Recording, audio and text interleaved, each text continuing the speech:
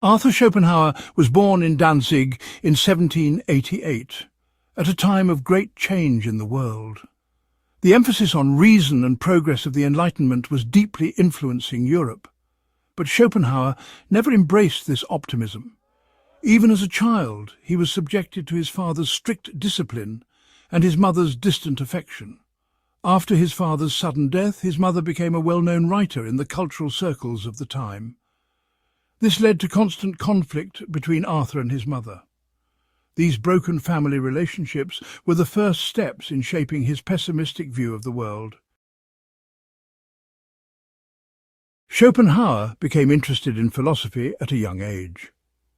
After studying medicine at the University of Göttingen, he turned to philosophy and was particularly influenced by the works of Immanuel Kant.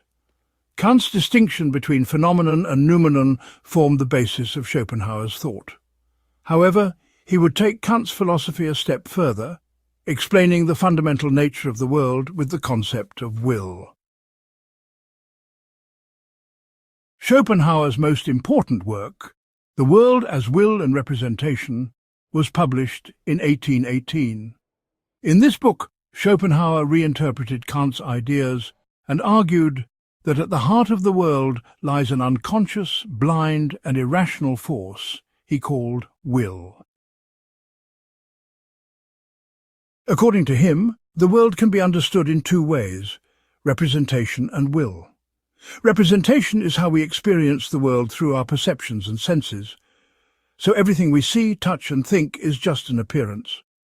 But behind these appearances there is an essence that moves everything: the will. But this will is not a free, conscious or rational force in the sense we understand it in everyday life. On the contrary, it exists as a blind, irrational and endless energy.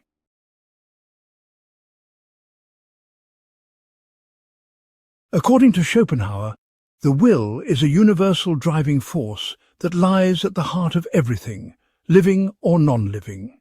From plants to animals, from humans to natural events, everything is under the influence of this will.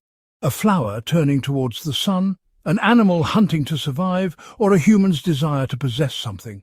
These are all manifestations of the same blind and unconscious will. This will is irrational because it has no purpose and is not consciously directed. It is constantly dissatisfied, like human desires. When something is achieved, a new desire immediately arises. Therefore, life, according to Schopenhauer, is a cycle of endless effort and dissatisfaction.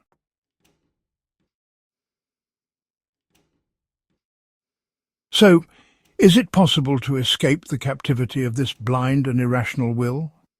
According to Schopenhauer, the solution lies in suppressing the will. This is possible in two ways. Art, especially music, for Schopenhauer, is one of the purest ways to escape the influence of the will. Art offers a person the opportunity to momentarily get away from this irrational world and transcend their own will. Music speaks directly to the essence of the will and frees people, albeit temporarily, from the chains of desire. Ascetic life and compassion.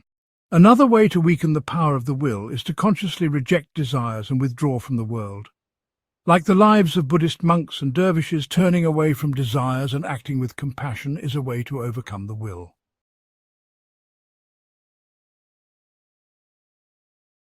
Schopenhauer's philosophy profoundly influenced his contemporaries. His pessimistic viewpoint laid the foundations for 20th century thought. Friedrich Nietzsche, Sigmund Freud, and even existentialists drew inspiration from Schopenhauer's ideas. Freud's concept of the unconscious, in particular, is based on Schopenhauer's idea of the blind will. Schopenhauer reveals a deep and disturbing truth about human nature. We are puppets of a will beyond our control. Everything moves in a cycle of effort, desire, and ultimately dissatisfaction. This pessimistic picture also offers people the opportunity to question reality and look beyond life. Schopenhauer's idea of the blind and irrational will is one of the most unsettling philosophical views in human history. Perhaps, as he said, if we want to understand life, we must question where our desires and our will are leading us, because the world, according to Schopenhauer, is nothing but will and representation.